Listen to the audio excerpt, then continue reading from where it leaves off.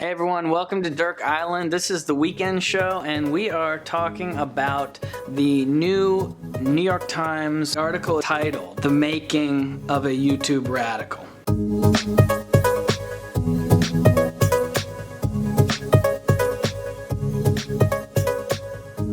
There is a YouTube story that went up on the New York Times today, I believe, and it's about this idea that people are going on to YouTube and they are falling into the algorithm, and the algorithm is taking them from whatever people are saying, like taking them from Ben Shapiro all the way to neo-Nazis, and then they're, then it's over. Then they're lost, right?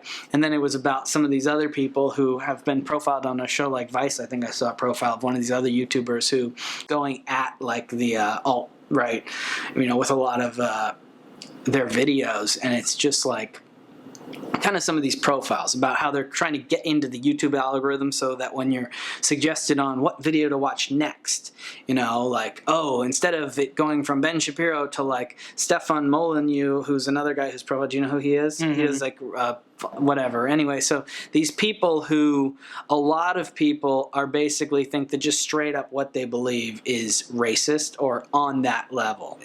Saying that YouTube is leading people down that path, and other people trying to get into the algorithm. So instead of it recommending from your Jordan Peterson video or Dave Rubin video or Joe Rogan video to go to your, Stefan Molyneux or whatever, going to there. You get this other person who's going to go against the whatever was just said, perhaps, or say a different point, so that everyone's not necessarily, the rabbit hole doesn't go in just one direction. Mm-hmm. That's the allegation, at least.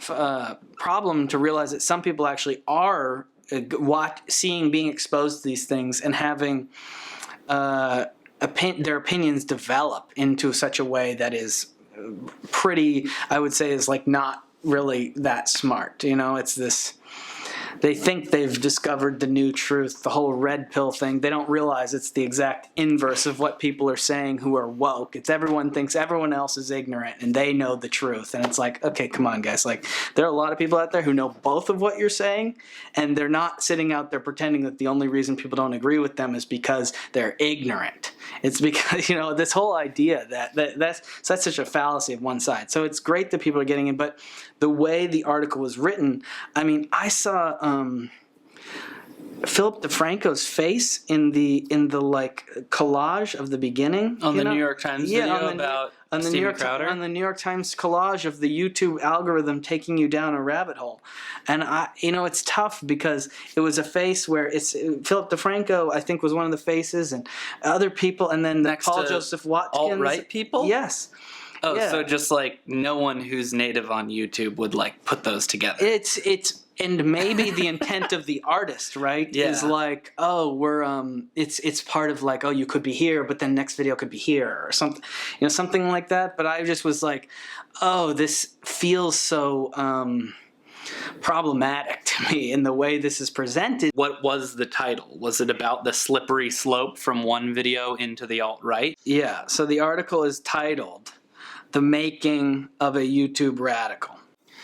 Okay, so the making of a YouTube radical. No, so the first four are Gavin McInnes, Paul Joseph Watkins, what's her name from Canada, Lauren Southern, and don't know her. Yeah, Philip Molyneux. Yeah, it's like you watch enough YouTube, you know all these people. This is funny because I watch some Ben Shapiro videos. Yeah, I watch Joe Rogan, like Sam Harris. Not that I'm like an intellectual. Yeah, look, Philip DeFranco is next to Paul Joseph, is next to Milo and Molyneux, and Alex Jones, Cenk Uygur.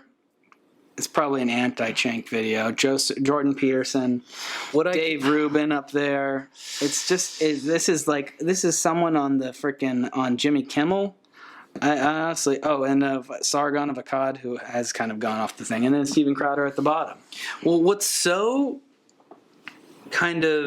this is kind of an interesting issue of framing, exactly, because it's like building this slippery slope argument, or you start with one video and then all of a sudden you're an alt-right, like Nazi or white supremacist material.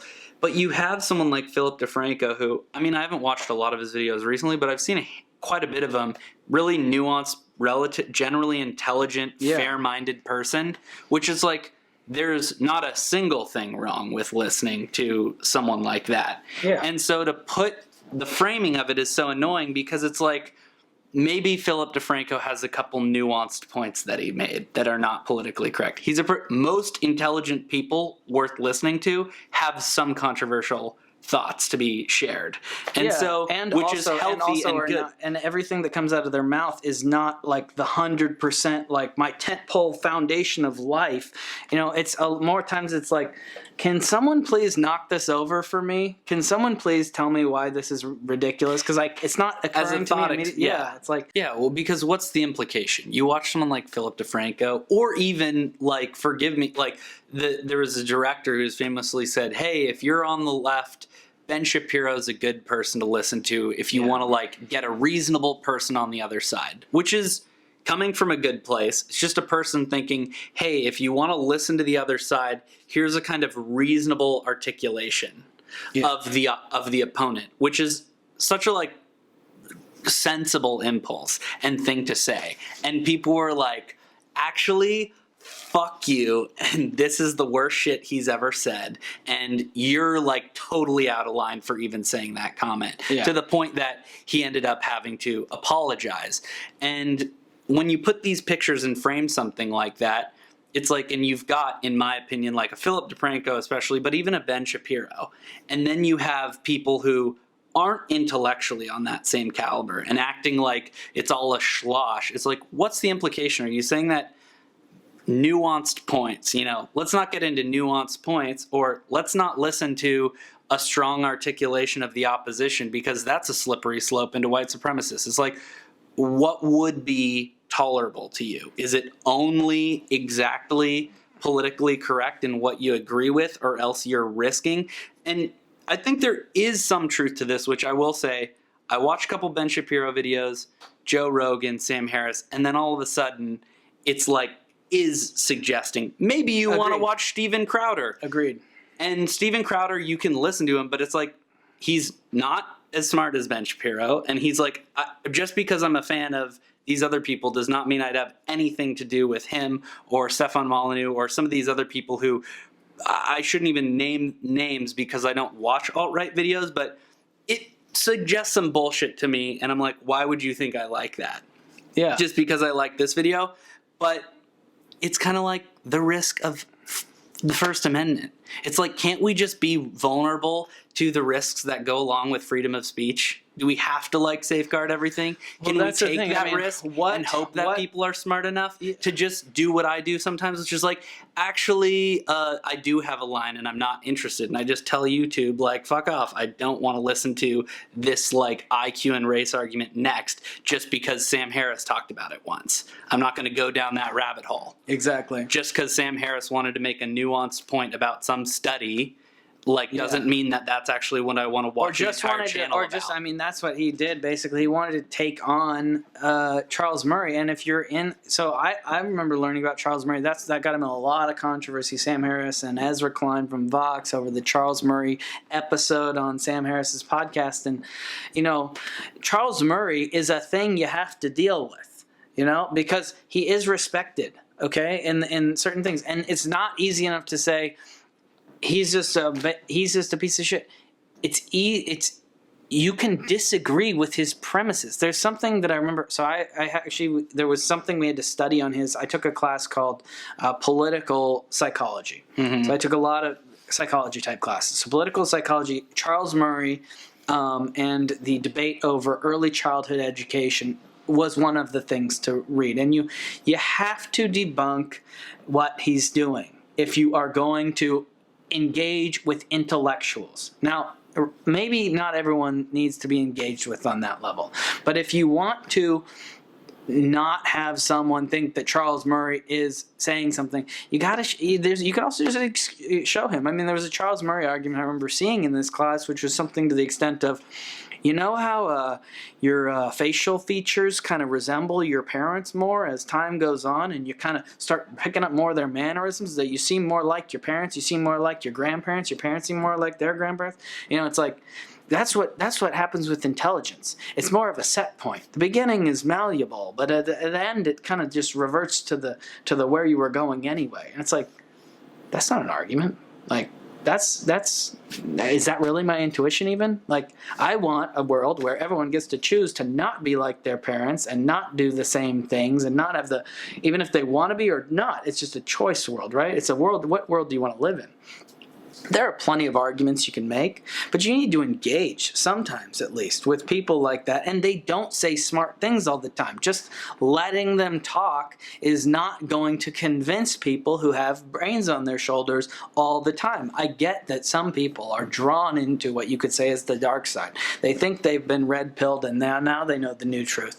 But it's just as fallacious as the same stuff that you hear on the extremely woke left. It's just not. It's a certain level of fallacy where the beliefs are not very regularly challenged, and the only reason the new truth stands is because it's in a little bit of a vortex. And I get that the algorithm is creating perhaps this vortex a bit, but I wonder. Here's the reason that I have a problem putting any sort of blame on YouTube. One, because I love the product and the company, and I think that it is part, for me personally, I have a great benefit. I don't care that I know about all these people. I don't care that I've seen all of their things. I am not actually convinced by so much of what they say, and it doesn't hurt me to know that Ben Shapiro has said a ton of really stupid stuff over his career. I hear him say things that I think are not right on a daily basis. Yes. It doesn't really bother me that much. It's part of, like, there are people, I go to work and there are people who I say something about whatever and they're like, no, I don't agree with that analysis. And it's like, okay, this is progress. Like, this is what we're gonna, go through. So I don't understand the mentality that is really problematic to ever listen to anyone who you don't agree with, especially when you don't agree with them on 5 things, or when they said something a long time ago that's really hurtful, or even if they said something now. I mean, I don't want to give microphones to people who are objectively hateful. There are people who are out there who are really not worth time, but it's important to have, like, the Vice documentary going into the march in Charlottesville and the revelation of the idiocy. You need to expose people. I mean, that's a bit of that's the beauty of it. Remember, okay, so the documentary that you have a small credit on, the one from 5 Came Back. Yeah, 5 Came Back, right? Yeah. That was a lot. This is a documentary that is about World War II American propaganda, American-made propaganda. So they took these, is it 5 directors? Yes. Yeah, took these 5 directors and very famous ones. So what, Frank Capra and John Huston and Ford. Yeah, and they had them all make. So Capra made, like, It's a Wonderful Life, right? I mean, very famous directors. And they had them made war films. And one of the innovations that Capra had was, how do we deal with this guy Hitler? He's such a stagecraft. Triumph of the Will, which we've talked about before, has even a place in film history because the stagecraft of what Hitler was able to accomplish from a filmmaking perspective was very difficult for American filmmakers trying to counter that narrative to deal with. And they basically said, wait, if you just kind of look at this guy Hitler when he's talking and being and Mussolini, same way, they're ridiculous. They look ridiculous. Why don't you just flipping? Yes, he's gestures. He's so stupid. So it's just like, instead of trying to not expose people to him, maybe we can expose them to him, and he just will look bad. Like, maybe that's a solution. So I get that doesn't work on any people. A lot of people were convinced. It's a very dangerous way, but the innovation that filmmakers were making in World War II, some of our best filmmakers we've ever had in the history of cinema were making, is that exposure to certain people who you don't agree with, who are even using the medium for great effect. That can be our greatest tool too. Let them show their let them show themselves. People won't necessarily like Hitler and Mussolini just because you give them airtime. That was the point of the American propaganda against them. It was one of the main innovations. It's not what they all used in every sort of propaganda film, but it was like, you're going to see this guy Hitler and you're not going to like him. you're going to realize why he's a true threat. You're going to see this guy Mussolini, you're not going to like him. You're going to think he's ridiculous. You know, you're going to see why he's a true threat, and that can be very effective. So I just don't think, I don't agree with a lot of the, we need to make sure people are not. I mean, the algorithm is so that's one of the reasons I'm okay with it. The other reason I think is, and that's just like a historical filmmaking, you know, the more you know, it kind of impacts. But the other thing is that, you know, even our own little personal experience on YouTube, I can see sometimes how people get to these videos. They get to these videos, you get to a YouTube video by one of maybe like 5 ways. One, you're either subscribed and it comes up in your subscriber category. You're subscribed to the person, so if you liked watching us, you could subscribe, and then the next time we post a video, you go to your subscriber tab, you see it, right? That's where a lot of people do this. Mm-hmm. The second is trending. People who, you know, get these huge, like, a lot of things, right? So, like, and it could be videos with lots of views, or it could be sometimes like late night and shit like that that seems to get played up a lot on the trending tab. The third is the home screen. This is more like, who knows how the fuck videos get there, but it's kind of like YouTube's always recommending. And then the fourth would be you watch a video and it's the next recommended video, or it's on the side tab.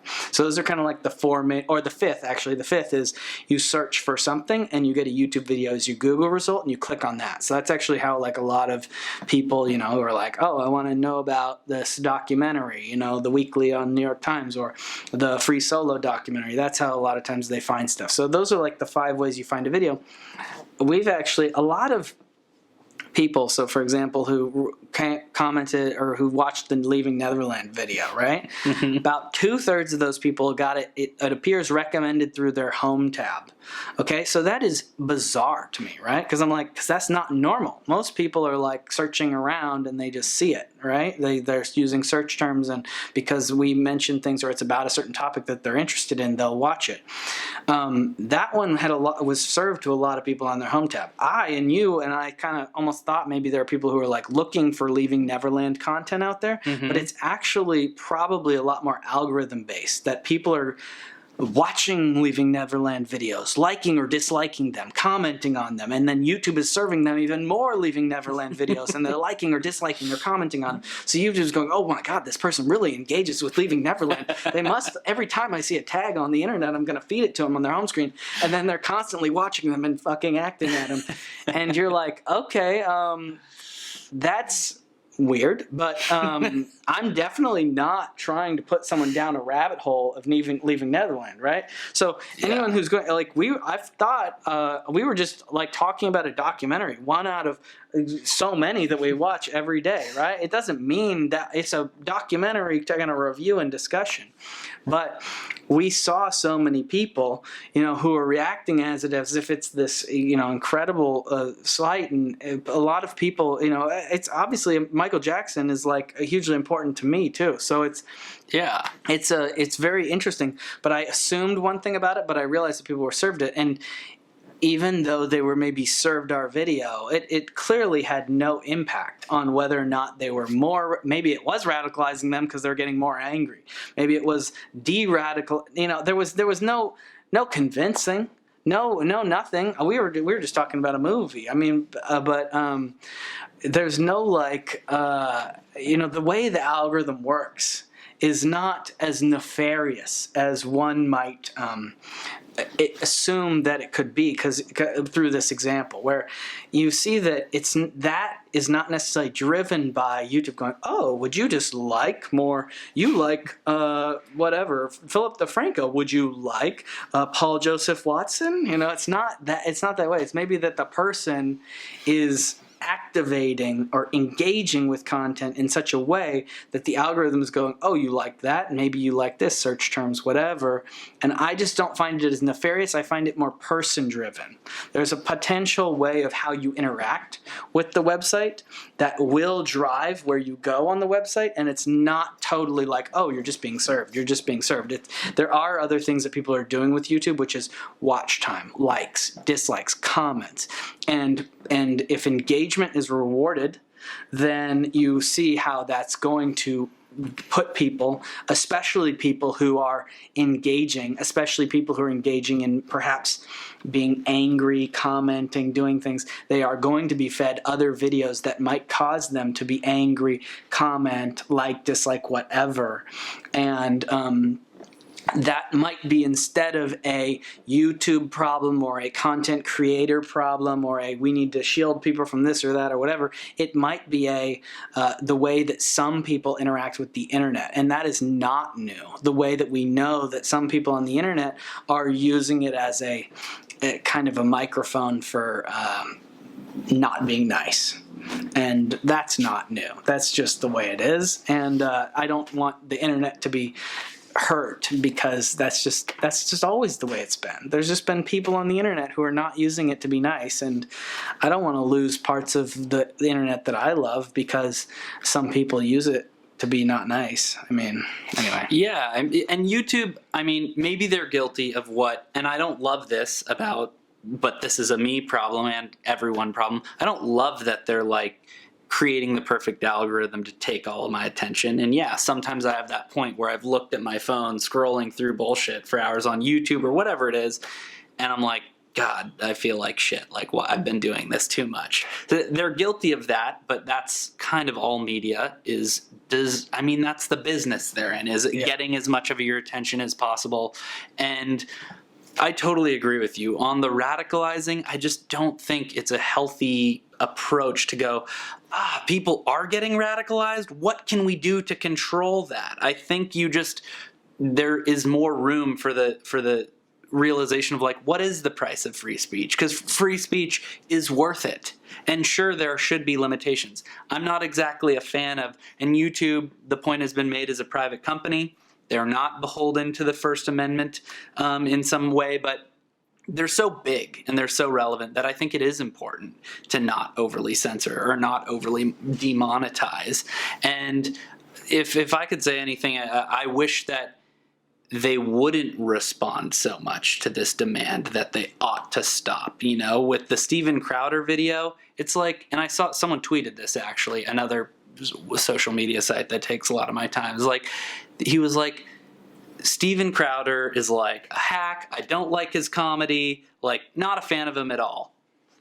And also, it's totally stupid as a journalist to demand that he be demonetized or deplatformed in some way. Even the demonetizing, because that's his fucking business. Like, I personally don't like Steven Crowder's content. I think he's more political, that he calls himself a comedian. I don't find him super funny. I'm just not a huge fan, but I think a thing that we could coalesce around is like, doesn't mean I think he's like some evil motherfucker, and it doesn't mean I need the satisfaction of having his video that's like clearly his business, how he makes a living, demonetized. I don't see why this Vox journalist couldn't just do what he's doing, which is expose him and show the compilation of him using the word queer and like being offensive and being kind of like shitty and claiming he's a comedian, where he's really like, you can expose him, you can attack him, but the calling for the deplatforming is where I just think it's like,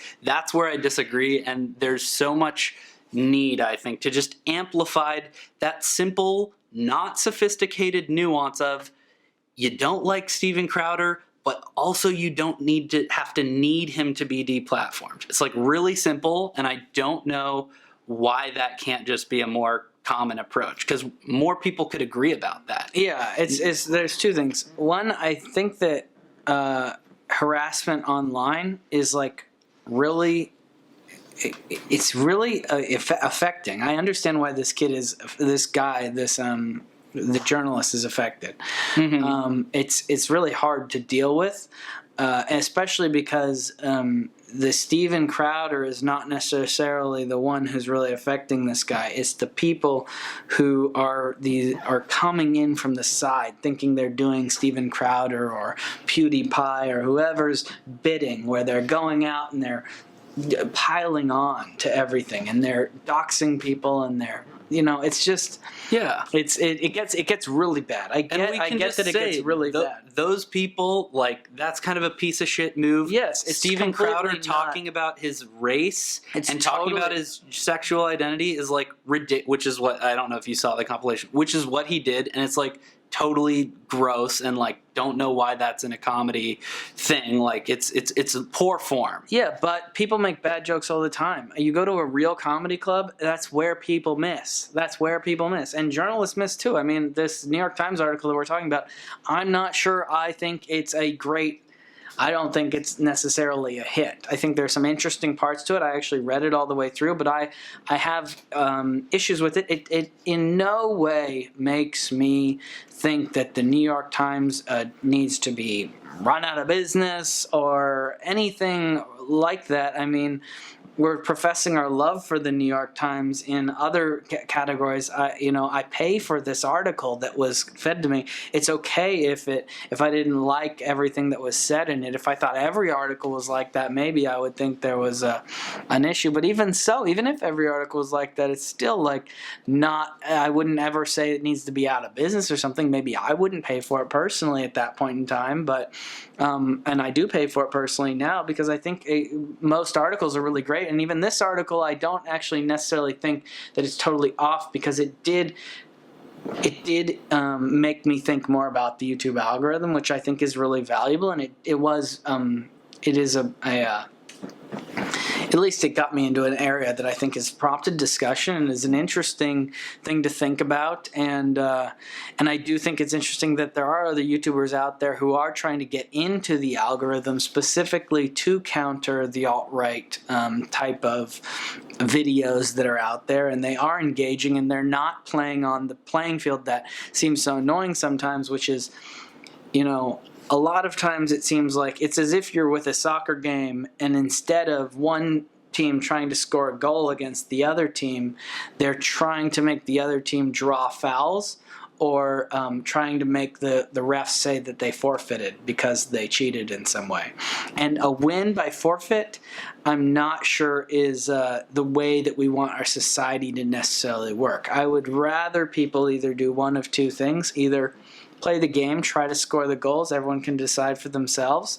Not everyone's going to be a fan of whatever thing afterwards, but that's a decent thing. But if the other side is not playing fair, if you don't think they're playing fair, don't engage. There's no need to. It'd be great to stop online harassers who are not Steven Crowder saying things under the that are just his speech, whether or not you like it. It's the people who are doxing. It's the people who are targeting, harassing, who are finding someone's cell phone and filling it up with hate. I mean, that is totally different and very problematic, and probably should be criminal. There should be more criminal repercussions for that kind of behavior. But aside from that, disagreeing with someone or even whatever they want to do, even throwing a naked insult, I really feel like it's not the most impressive. But then again, Steven Crowder doing it isn't making himself look particularly good among a lot of people. So why are we so worried about it? I mean, there are a lot of people who are going to look at it and not come out on his side. They're only going to maybe start defending him when you start trying to take away everyone's free speech, or at least suggesting that. Because the thing that people were worried about is we don't know when the line is going to be drawn for whatever. I mean, we talk about other documentaries. We just watched one with Muhammad Ali. He says things in there that are potentially problematic. There are things that I just feel like the lines do shift. I like to have more play in society. We go to comedy clubs. We experience things that are off color, and there's a more simple thing, which is you don't have to laugh. You can think it's not a very good joke. You can not even pay for the ticket anymore. But to get that person off forever probably should be reserved more for the criminal and not the violations of offensive speech. Anyway. Yeah, well said. I mean, you're right. It's like in society, I don't think you want to win by getting the other team disqualified or forfeiture. Like, you want to win by for this analogy, by making the better argument, by just combating with more speech, which this is not a new idea. And I think or not engaging. Or not. Some people do yes. not deserve a response. That is actually which is a great even better yeah. sometimes. Some people do not deserve a response. When they it comes to online trolls, I think that is even better. They will cry into the wind for all night. All they want is your attention and oxygen. Don't give it. Yeah, and which is, I mean, for me, it's like, I'm not really on the side of Steven Crowder. I'm not a super fan. I'd probably disagree with him about most things. And yet, he's like, I have to defend him in some capacity in this because, like, I don't think he should be deplatformed or demonetized for saying something inappropriate. Even though I completely don't agree with anything he says. I strongly disagree with everything he said. And I think that it's also, just speaking of YouTube people, it's like, Milo is kind of like this, or there are some people who I feel like have a lot more to say just in opposition, right? It's almost as if it's unfortunate that we have so many of these like fringe, more on the fringe politically correct left that are so reactive and so like, no, it's not enough that I just hate what you said, I want you off, that emboldens. And I almost feel like if they didn't exist, like a Milo and some people like that would all of a sudden like not have as much to say, period. Like, there's not that much substance. You would take the air out of their sails. That's their ammo. They survive on this. And it's good fucking ammo though, because in that one point of freedom of speech, they're right. And I think a lot of people are so irritated with the like speech police people that they are entertained by the provocateurs, even though you could be a provocateur with no substance. Yeah, and if the debate does ultimately go to, what's the action item you want? Oh, I want to do something about their speech. That debate is always going to be, no matter what the speech is, always going to be a tough debate with young, very young people. I remember myself when South Park Bigger, Longer, and Uncut came out, and the entire theme of that movie is censorship. And there is, as a young person who's trying to discover the world, especially the world when the internet exists and all sorts of various media exist, there is no greater threat often. There's two really great threats, actually, to your liberty, your version of liberty in the world. One is censorship. That's probably the greatest. You don't want someone to tell you can't play that video game. Oh, because it's gonna, you don't want someone to tell you that you can't watch this or whatever. I understand that people need to be they need to be educated. That is part of it. And you're always going to lose the young people, the youngest generation, if you are ever on the side of censorship, even over what you consider to be hate speech or something like that. The other thing is, obviously, the young people are very concerned about sexual puritanical, crackdown. So I'm not sure the whole... the abortion thing's going to go well with the people who want to do that, but that's the other side too. So we'll see. There, I thought the left was going to always have both of those, and they were always going to keep recruiting the young kids because they're going to go, we're just the people who say, do what you want. We're not going to stop. We're not going to patronize you by not talking about sex. And here's what all the people on earth believe, good, bad, and in between. And we're not going to censor what you're able to see. And we're not going to pretend like you can't play a video game or watch a movie or watch a YouTube video or read something online because we think you just can't handle it. We need to keep you a little bit more whatever, because this guy is just too mean. He's just too mean. The people who are doing it, again, not good people. The people who are harassing this guy online, a real problem. I wish we had more recourse for that kind of activity. You mean like doxing and stuff? Yeah, which is going so after fucking people beyond what they said. Going after people beyond what they said. Going after their livelihoods, going after whatever. And I'm just not, for the most part, I don't really like that. Then again... Yeah, I don't know. We got Charlottesville, the march there, and we got people saying Jews will not replace us, and showing their face. And, you don't really like hearing Jews will not replace us in the modern times. It's not a very nice thing to hear. It's really terrifying, but in the same way I was talking about, the thing that our American filmmakers realized during World War II is sometimes you got to show Hitler to make people really realize what a threat he is. Same way, sometimes you got to show, like that Vice expose of the Charlottesville March was very impactful on people. For me to hear that someone today is saying Jews will not replace us is important. It's important to hear that. I don't want to be ignorant of that. I don't want to be ignorant of what people in ISIS actually say. I don't want to be ignorant of what people, I don't want to be ignorant of any of this stuff. This is why I love documentaries so much. It's because I don't really want to be ignorant. I don't think that is a preferable way. I've been exploring the depths of what people believe and the weird things and the strange things, and I really don't think it has been a negative in my life. It's been a huge positive. And so I just am all for, I don't really want people to try to take that stuff away. I think that when you travel, you realize this even more. You go to another country and you realize that free speech is so precious when you see it doesn't exist everywhere in the same way. And you think it does. You don't realize when you go around, you don't realize what you feel like you can't say in other places unless you actually are kind of looking into it more. And it really matters. It really matters. It's something that I really do love about the United States, and I think also you do appreciate it more the more you see other things around the world and understand that it's not that easy to have. That's a very fundamental thing that makes life a lot more easy when you get to expose yourself to other ways of being around the world, and all the things that you can learn, even in the depths and darkness and all the hateful things that people believe, is very illuminating.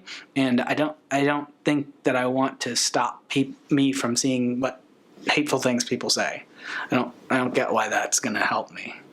So. Yeah, because you can't get the inoculation. You can't get immunized in the way that you need to from propaganda, from faulty or hateful ideology if you are ignorant or if you censor everything. Yeah. You don't get, the best way is to expose people to things like that, and you get kind of that psychological immunization. And then another, the larger point is, and why I think this free speech principle, it's you either have to have that principle because for people to coalesce around, because if you decide the principle is going to be to just censor what you think is kind of foul, no one's ever going to agree on that.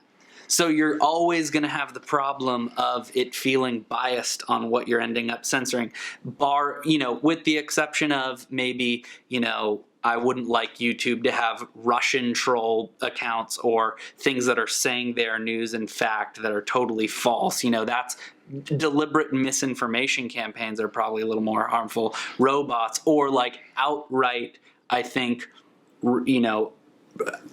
alt-right, there is hate, there is Nazi type of rhetoric, but only in the most extreme. I think you have to draw the broadest parameters possible for people to coalesce around. Otherwise, you just will always have a partisan problem. Yeah, and I think the thing you said too before about a lot of the people who are getting popular in this somewhere between just a conservative and a straight up neo-Nazi, somewhere in that.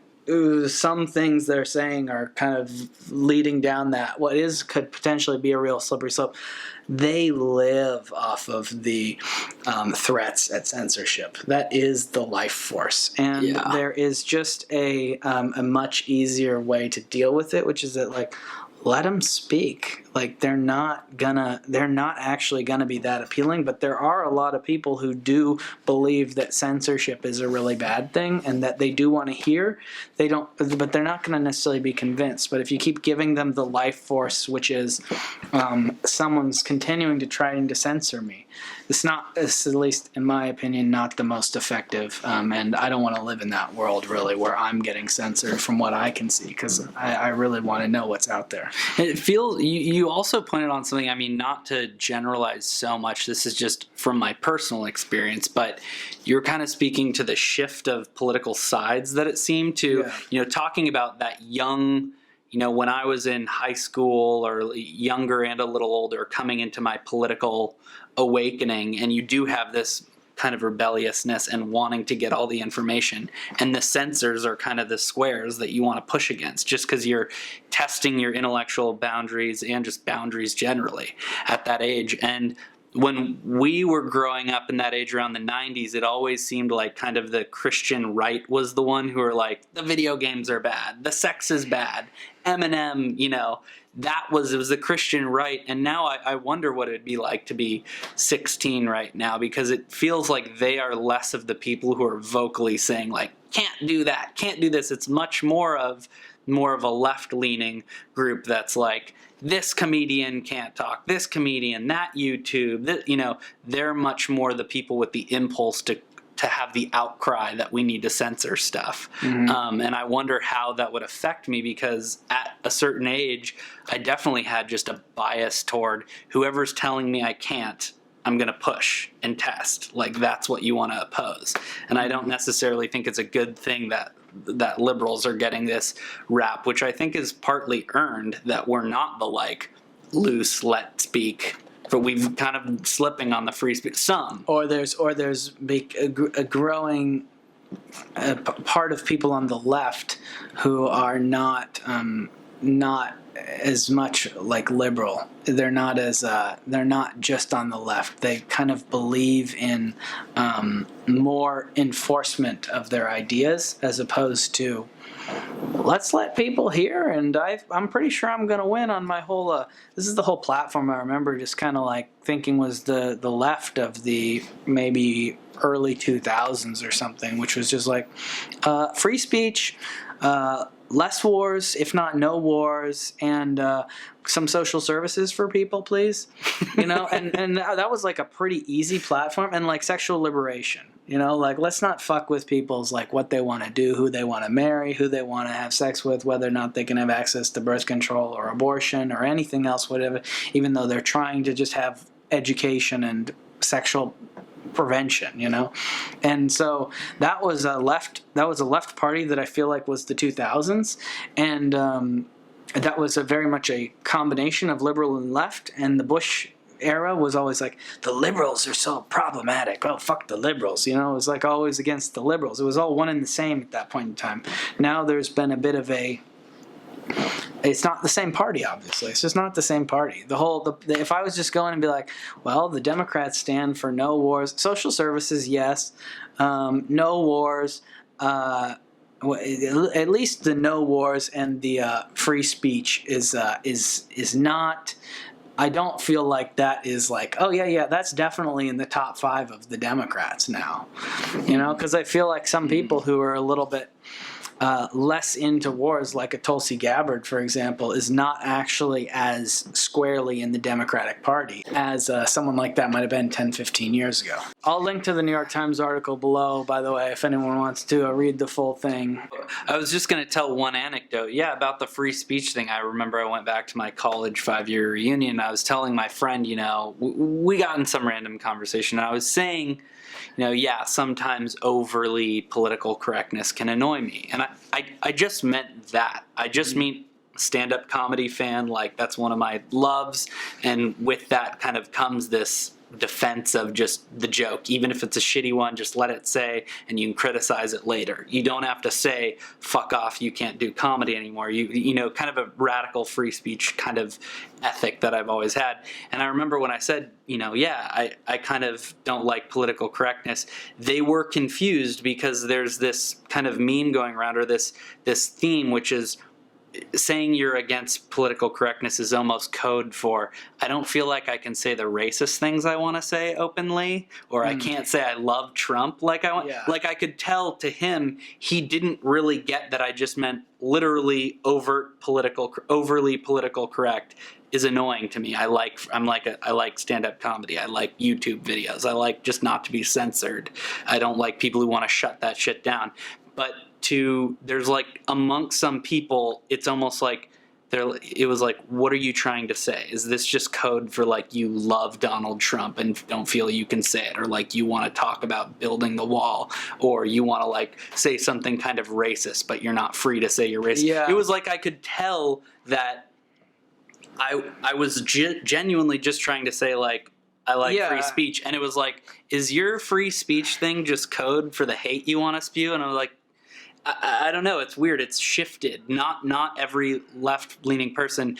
When you say you love free speech or you're like a free speech absolutist, they're like, that's maybe code for you want to say some bigoted Well, it's shit. funny because I think that what this brings up is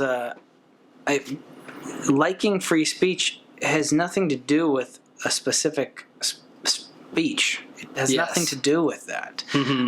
It doesn't. As I've said many times here, it just has. I don't want to.